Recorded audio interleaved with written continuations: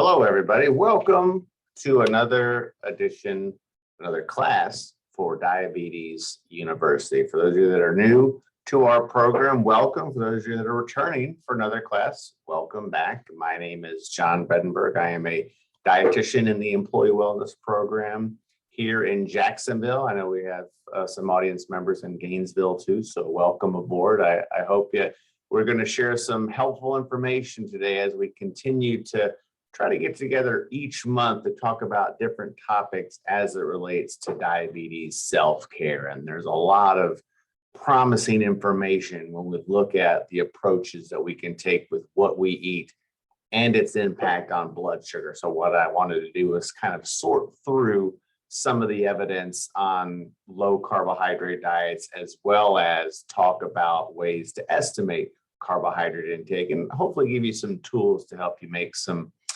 healthier decisions in the kitchen if that's what you're trying to do. And again, just like any other webinar, if you have a question, you can type it in the chat and I can try my best to get to it. I'll share some other details as well at the very end as far as claiming your wellness credit. I'll go ahead and switch the camera off a little bit so I can get my head out of the way there, and just wanted to, again, welcome you. What we're going to do today is talk a lot about the types of carbohydrate and the amounts of carbohydrate that are best suited for controlling blood sugar. And then from that, you can use that information to perhaps help you in the kitchen. As with any of our Diabetes University programs, you just attend whichever session interests you. Next month, we're going to be sitting down with our medical director, Dr. Mark McIntosh, to talk about COVID-19 and the impact with diabetes as it relates to the potential need for booster shots. So again, any session that you see advertised, just attend whichever one interests you. Everything that we do is recorded. So even if you have to cut out a little bit early, you can catch the recordings on the back end. After each class, everyone that's registered for Diabetes University gets an email, and in that email, you'll find details on where to find the recording, as well as how to get attendance credit. What we want to do is try to make sure that we're reaching a wide audience. So there's a brief quiz after each one of these classes. And, again, not meant to be too much of a strenuous task, but really just to use that as a convenient way to take attendance. And then for those of you that are on the Gator Care insurance plan and are looking for wellness credit points, if you attend 6 of these sessions, and some of you might already be at that point, you'll get 100 points towards next year's wellness credit. So again, welcome for you first timers, welcome back for you veterans. As excuse me, that's an inopportune time to cough right in the middle of talking. So I do apologize. But as I said today, what we're going to spend all of our time discussing is food. I didn't bring any food to eat, but hopefully we can visualize it and make some good choices once we get some good pointers here. We're going to look at what are the medical nutrition therapy guidelines regarding the amount and types of carbohydrates we should be consuming if we're managing diabetes. We're also going to look at some appropriate portion size. And when I say appropriate, that's somewhat of a vague term, but at least give you some definitive guidelines as far as what would be a suitable amount of carbohydrate for a given calorie level. And that way you can make your own adjustments based on your own overall nutrition goals. And then we'll also look at some food labels. It's if we're going to be talking about carbohydrates, giving advice about how much might be a suitable amount to strive for, it's also important to know where to find them outside of just standard food portions. So we'll look at a food label to break it down with specific types and amounts of carbohydrates, as well as the types of sugars that we might find listed on the label. Now, for those of you that remember, our very first class was actually ironically about nutrition. We just talked some of the basic guidelines of overall nutrition therapy. And I shared this chart, and it fits well for today's class because what this is important to convey here is just how impactful carbohydrates are on our blood sugar levels. Every carbohydrate food that we eat, whether it's an apple, a slice of bread, or a baked potato, about 90 to 100% of that is going to convert into glucose. And you'll typically see it peak in the bloodstream about 1 to 2 hours. So that's why when we look at blood sugar management, carbohydrate gets most of the attention.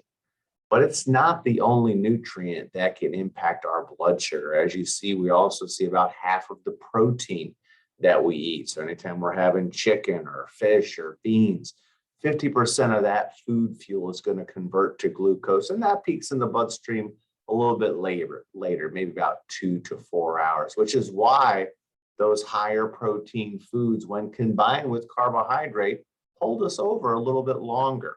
Okay, so again, as this food is breaking down, it's digesting, it's absorbing, and it's keeping our tummies full a little bit longer. So again, that's why a mixed meal of carbs and protein can hold us over a lot longer than just one single carbohydrate-rich snack. And then last but not least is fat. And for those of you that have been managing diabetes for some time, you'll sometimes notice when you have a high-fat meal and you're monitoring your blood sugar, you get this somewhat of an afterburn effect. So if you ever had a couple of pieces of pizza or maybe some fried chicken on one special dinner night, you may notice the next morning, not a few hours later, but the next morning, maybe 8 to 12 hours later, your blood sugar levels are a lot higher than you may expect. And that's a lot of it has to do with fat. So fat takes a long time to convert into glucose. And even though only a small amount does convert to glucose, it can have a very delayed impact on our blood sugar levels. But primarily, when we look at the main food group overall that's responsible for driving blood sugar levels from meal to meal, it's carbohydrate. Now, I also don't want you to misconstrue this and assume that I'm telling you carbohydrates are bad. No, carbohydrates are a very important fuel source for the body. We just need to be aware of where they're found in the foods that we're eating and what's going to be a suitable amount to consume each day. Now, if we look at what the overall goals of nutrition therapy are, if you sit down with myself or another dietitian, want to talk about your meal plan for diabetes, this is what I'm trying to achieve with you. I'm trying to promote just an overall healthy eating pattern. We're looking at nutrient-dense foods. So these are foods that aren't ultra processed. We're trying to minimize added sugars. We're trying to address any individual nutritional needs. So if we're dealing with maybe a co-diagnosis of high blood pressure, making sure we're being mindful of those food choices as well. But ultimately, whatever meal pattern that we're trying to work together on, we're trying to achieve acceptable blood sugar levels, because by doing so, we can delay those complications. And that's the problem. As blood sugar levels remain elevated for a long period of time, that starts to break down our small blood vessels and can lead to some pretty significant complications, as many of you know. Secondarily, in nutrition therapy, we're also looking to try to help you achieve a healthy weight. For those individuals dealing with type 2 diabetes, even a 10% weight loss, we can perhaps bring about some significant changes to medication regimens. We're also looking to achieve healthier ranges for blood pressure as well as cholesterol. But more importantly, I want to try to maintain the pleasure of eating. And what I mean by that is we don't want it to be hyper restrictive, because the more restrictive of a plan you have, the less compliant or less likely you're going to be able to sustain it. Now, don't get me wrong. Oftentimes with type 2 diabetes, if you do not make nutrition changes, you are not going to achieve these other goals, but we still want to maintain the pleasure of eating. Now, as we examine carbohydrate today, I want to let you know that really the amount needed to keep humans healthy, with or without diabetes, is not known. And if you wanted to get really technical with it, you could technically survive without carbohydrate at all. It's not providing us any required or essential nutrients. There is a recommended dietary allowance for carbohydrate. It's set at 130 grams per day, and it's somewhat of an arbitrary number. But this number that was established by our scientific body that determines these RDAs, the group of scientists and researchers, established that target primarily based on what the brain needs for glucose. Your brain runs on sugar. Your brain is your most metabolically active organ. But that glucose requirement can be met through other means, through the breakdown of glycogen that's stored in the liver from the breakdown of dietary proteins. So again, the actual amount someone quote unquote might need for carbohydrate is really not known. What we do know is that when we're consuming carbohydrate rich foods that also contain dietary fiber, that promotes a more blunt increase in blood sugar. So you remember that curve I just showed you where you saw that sharp increase in blood sugar after consuming a carbohydrate rich food? Well, it's a little bit more flattened when it's a higher fiber food. So if you compared a slice of white bread to a slice of whole wheat bread, again, more rich in fiber, you'll see a more gradual increase in blood glucose. And typically, you see better long-term glycemic control. So that's why oftentimes a staple recommendation in many healthy eating patterns is achieving food choices that are good sources of dietary fiber. So as we look at low carbohydrate diet research, I think it's important to try to quantify it, because low is, low to one person is maybe moderate to another. So I went through some of the research that's out there regarding reviews that were done in the literature and found the ADA consensus report, the nutrition consensus report from 2019. It's categorizing low carbohydrate as somewhere between 26 to 45% of your calories each day coming from carbohydrate type foods. So that's a pretty big delta. But if we look at very low carbohydrate, it's quantifying it at less than 26% of the total calories. So again, the remainder of the calories would be coming from food choices that contain protein and fat. So remember your three main energy nutrients, as we saw in that first graph: carbohydrate, protein, and fat.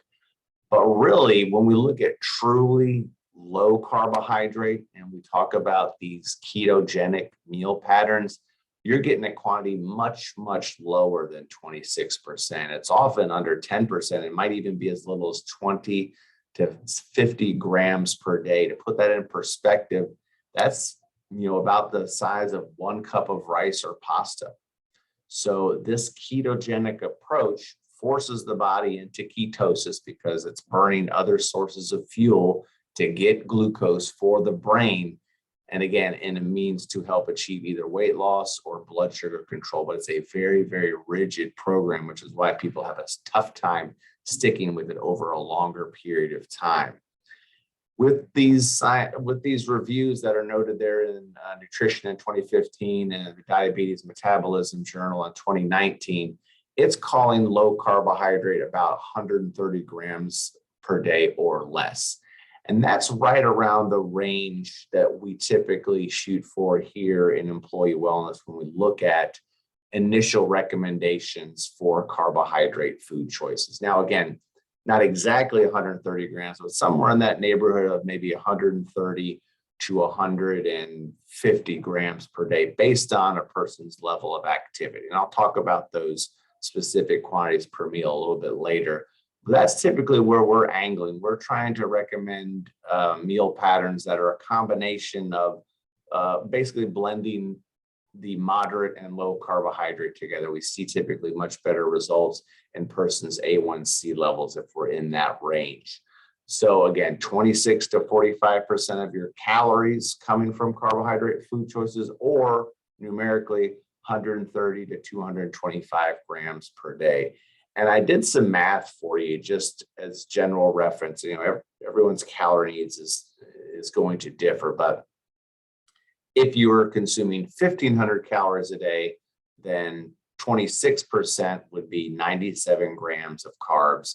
And if you were 45% of 1,500 calories, amounts to 169 grams of carbohydrates. So just give a little bit more perspective to these two numbers, what it would be based on percentages. Again, just establishing definitions for today's talk of what low carbohydrate really is, as well as moderate amounts of carbohydrate. But long story short, when we look at patients on a one-on-one basis, if we can just make a modest reduction in total carbohydrate intake, we see improvements in blood sugar. So it's all about where you're starting and then maybe make a modest reduction below it, independent of what it looks like for those, for these, whoops, I'm going all over the place here, I apologize, independent of these numbers right here. So if we can get to some type of modest reduction, then we can be on the right track. Now, you can raise your hand at your desk if you've got your camera on, if you've ever heard of the glycemic index. It's a lot of publicity in diabetes, and there is some merit to it. And it'd be foolish of me to do a talk on carbohydrate diets and not even mention what the glycemic index can be used for. But for those of you unfamiliar with it, it's defined as just how quickly a carbohydrate food choice will impact your blood sugar. So foods that have a higher glycemic index will trigger a sharper increase in blood sugar, and those with a lower glycemic index, as you can see from that graph, a little bit slower, more gradual increase in blood sugar. And glycemic index typically just refers to carbohydrate food choices. But what we see in the literature is that it's very individualized. So you could have 10 people eating the same food, and we can see different impacts on that person's blood sugar. So using it as a clinical tool is somewhat challenging because of that individual variability. And even if you were to go research different foods and their glycemic index, you might come up with a whole host of different values for the same food, whether it be carrots, whether it be watermelon, whether it be white bread, baked potatoes. It does have some help in predicting where we might see a sharp rise in blood sugar, but using it to guide meal planning, I think doesn't really offer much utility. So I don't really use it in my practice as far as recommendations, because the total amount of carbohydrates is still more relevant.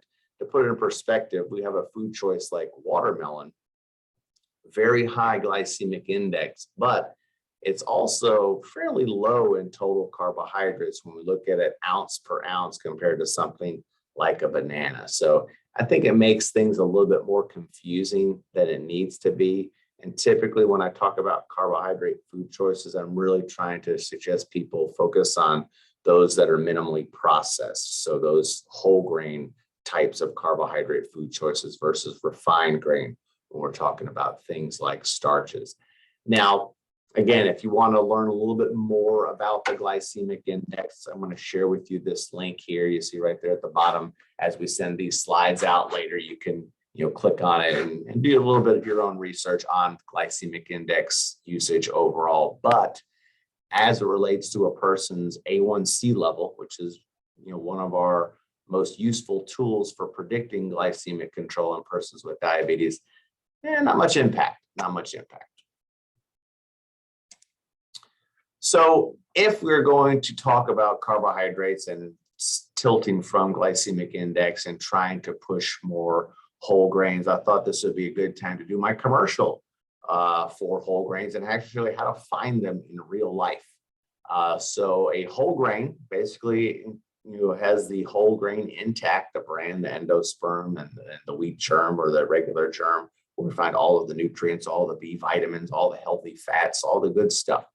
The refined grain, the bran and the germ is actually stripped, and all that remains is the starchy carb middle layer with maybe a little bit of protein and a handful of vitamins. But what is most important with persons with diabetes, since the fiber is stripped from it, it's absorbed a lot more quickly. And that's why we see such a sharp increase in blood sugar levels if we're consuming more refined grains versus whole grains. Also, since it does not have that fiber, it is very easy to overeat. So fiber is also going to pull water into our digestive tract and make us feel fuller a little bit longer, which is why high fiber diets can be particularly helpful with weight control. Now, again, easy to identify in the grocery store if we look at from regular pasta to wheat pasta, if we go from white rice to maybe either wild rice or brown rice. Not as easy to do on the bread aisle. So there's all types of bread choices out there. You'll have whole grain, you'll have multi-grain, and it really can be somewhat confusing. So to simplify it, if we're trying to understand, okay, John said something about grains, something about whole grains. I'm trying to look for the whole grain choice. just look for that word whole, all right? If it's a bread product, it's going to be made with wheat, unless it's a gluten-free type of bread. So wheat's always going to be there. So don't be deceived by you just seeing wheat. Don't be deceived by the fact that it happens to be tan or brown. Sometimes they'll add molasses to it for a little bit of coloring. Look for that word whole. And if you're still in doubt, also check the nutrition facts label and look for a few grams of dietary fiber. Most refined grain white bread has less than 1 gram of fiber per serving. So want to look for a little bit more than that. But again, very easy if you just look for that word whole in that ingredient label.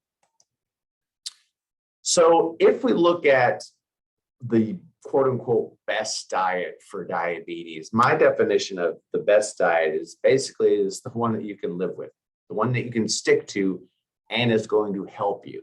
Now there's a lot of diets you can stick to that don't really do anything for you.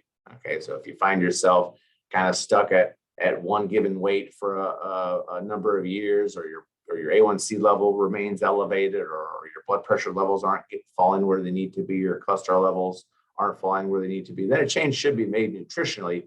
But the best diet for you is going to be one that you can sustain and bring about some of those changes. So if we look at research trials as it relates to A1C reduction, the 4 top diets that I've listed there in italics are the ones that have demonstrated a reduction in A1C. So we talked about low carb diets, talked about ketogenic diets briefly, but vegetarian diets, mostly plant-based diets, vegan diets, as well as the Mediterranean diet have also been connected towards improvements in A1C. 3 other approaches. So for those of you that have taken our Heart Smart classes or had any other nutrition sessions regarding hypertension, you might be familiar with the DASH diet, the dietary approaches to stop hypertension. Not really shown to be impactful for A1C. Doesn't mean that it's not a worthy diet to follow. Just in research trials, not much impact on a person's A1C. The same can be said for intermittent fasting. So that's where you're restricting food intake to certain periods of the day. Not much A1C movement there. And then, of course, I had mentioned before how glycemic index using that approach for meal planning doesn't really seem to lend itself to any other changes in a person's A1C. But I dug a little bit deeper and I looked at some other research trials about carbohydrate restricted diets and have found more evidence to show that at 3 and 6 months, there has been a substantial reduction in A1C after following a carbohydrate restricted diet. But after about 1 to 2 years, not much change at all. All right. So that's important because when we look at some of these approaches for carbohydrate restricted diets, they can be very difficult to follow. If we're trying to sustain a healthy eating habits, it's not surprising that we see no difference after 1 to 2 years because maybe those individuals are having a tough time following the same type of meal plan. So that's the key thing to note here. We'll see some small increase or small decreases in A1C at about 3 and 6 months, but not much difference at 1 or 2 years.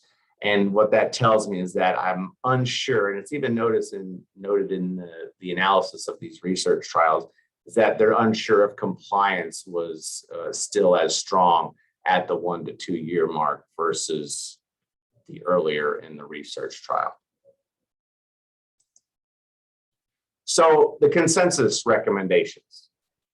What we see here is that reducing overall carbohydrate intake has demonstrated the most evidence for improving blood sugar. So about 45 grams of carbs per meal. That seems to be a decent target. That's typically where I'll jump off with recommendations, at least through our diabetes program here. But always check with your doctor and your personal dietitian if for what might be the best recommendation for you. And again, that's per meal, not per day, but that's a fairly moderate amount of carbohydrate. And if you're eating 3 meals a day and a couple of snacks, that's going to equate to about 150 to 160 grams per day. Focus on those commonalities for those best diets. So we look at those best diets We want to emphasize non-starchy vegetables. That's what they all typically did. The Mediterranean approach, the lower carb diet approaches, they minimizes added sugars, they minimize the refined grains, and they advocated whole foods over those highly processed foods to the best extent possible. So take a look at where you are in terms of your carbohydrate intake and see where you can make reductions. And just as a review, we covered this in our initial nutrition class, but it can add up pretty quickly if we look at things like pasta and rice, 45 grams of carbohydrate in 1 cup. A medium potato is about 30 grams of carbohydrate. So you can see how quickly you can get above that 45 gram per meal threshold if you're not careful. So refamiliarize yourself with some of those standard portion sizes. So we look a lot by using some of our visual indicators. So whether it's your fist or a couple of handfuls or a thumb, there's easy ways to estimate portion sizes in that fashion. 1 cup of pasta or rice about the size of a fist. A couple of cups of popcorn can fit in 2 cup handfuls. A serving of fruit, which is about 10 to 15 grams of carbohydrate. That's about the size of a tennis ball or a baseball. So these are some helpful tools to visualize some of the portion sizes. The other thing that you can do to minimize the carbohydrate in your daily intake is take a look at your plate itself. Split that plate into 3 parts. Part 1, we have to plate all the non-starchy vegetables we throw in there. The other 2 parts we'd split with starches and protein. So approaching it in this fashion is probably the easiest approach to help control and minimize the carbohydrate, but again, still give you some healthy food selections. Lastly, I want to talk about food label reading and give you a chance to ask any questions. We're running up on time here, but as we're looking at food labels, just keep in mind, most of a food label is just marketing. All right. I tell people all the time, just look at the ingredients, just look at the nutrition facts. The rest is just marketing. All right. They're just trying to get you to buy something. That's all it is. When we're looking at nutrition facts, always compare the serving size to your appetite. All right. So the serving size isn't a legal definition. It's just what all the nutrition information is based on. But for optimal blood sugar control, focus on the total carbohydrates, not just the sugar, but the total carbohydrates. Remember, total carbs includes not just sugars, but also complex carbohydrates as well. Sugar-free does not mean carb-free. All right. And then the other thing we want to do when looking at those nutrition facts is always look for some fiber. Again, we're trying to promote higher fiber diets, so that's the best place to look for it. And as you're shopping, try to pick the choice that's something that you like and are willing to eat, but minimizes some of the carbs. So if we look at 2 potential options here, which of these do you think would be the best if there is such a thing between these 2 food choices? Now, I'm not saying you go out and buy one or the other, but if I want to critically analyze it, I see that this is 140 calories for this Nutri-Grain bar. This is 150 calories for this Kind bar. Okay, so they're pretty close in calories. All right, so that's important. Well, I look at the carbs, 27 grams for this particular product versus 23 grams. So to me, as a person with diabetes, I feel like this might be a slightly better option. Okay, I'm not saying it's the end-all health food to end-all health foods, but when I'm looking at A over B, this is the one that I would lean towards. And that's typically one of the more practical approaches you can take with nutrition changes, is just look at 4 or 5 things that you're willing to eat and see which one can rank a little bit higher in some of those key parameters, whether it be for calories, whether it be for salt, whether it be for sugar, whether it be for total carbohydrates. So wrapping up real quick, remember there's no single approach to healthy eating with diabetes. We can all have different approaches to our nutritional intake and still get those desired outcomes. But I really want you to just prioritize those fiber-rich carbs over anything else, okay, versus the refined grains. Obviously, limit the added sugars, but also take a close look at the meal pattern and make sure it's food that you enjoy that is also helping you meet your blood sugar goals. Now, we can all eat food that we enjoy, but if we don't get the desired outcomes with our weight or blood sugar, then that's not going to help us either. So some change is necessary, but make sure you're embracing change that you can sustain. And again, the easiest way to do that from a management standpoint is just use your plate as a guide. That's one of the easier ways to help minimize some of the extra carbohydrate in our diet. This is a resource that I shared once before, but again, I think it's worth revisiting because there's lots of ways you can tweak this website to control for carbohydrate intake. So go to diabetesfoodhub.org and you can search just a wide range of recipes. You can browse the recipes and sort by low carb or the type of whether it's a one pot meal or a specific type of cuisine, and then you can even create a grocery list for it. So I found it's probably one of the more indispensable ones out there. It's not the only one. Of course, there's about 5,000 different recipe websites out there, but this one I found is the one that's most easily organized in my opinion. So check it out if you haven't already. So I went a little bit above the time I wanted to, but I will open it up to any questions. If you have a question, go ahead and type it in the chat.